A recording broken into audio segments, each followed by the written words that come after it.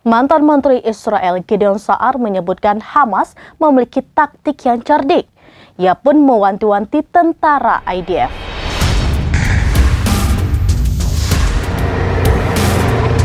Gideon Sa'ar, seorang mantan Menteri Israel, menyebutkan Hamas di Gaza memiliki taktik yang cerdik. Ia pun mewanti-wanti tentara IDF akan gagal total jika ketahanan Hamas bertahan hingga akhir perang. Gideon Sa'ar mengatakan ketahanan Hamas berarti kegagalan Israel.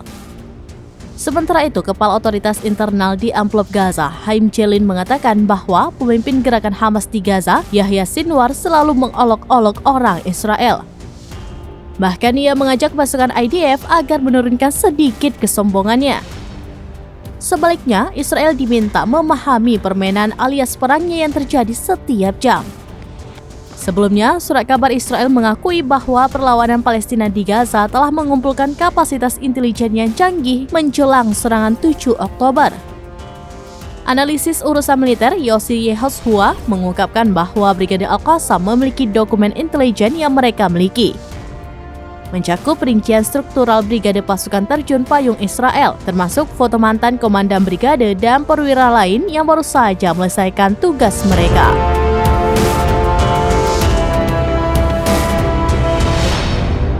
Demikian informasi terkini Syedar Alun. Saksikan terus beragam informasi lainnya. Jangan lupa like dan share seluruh akun serambinews.com.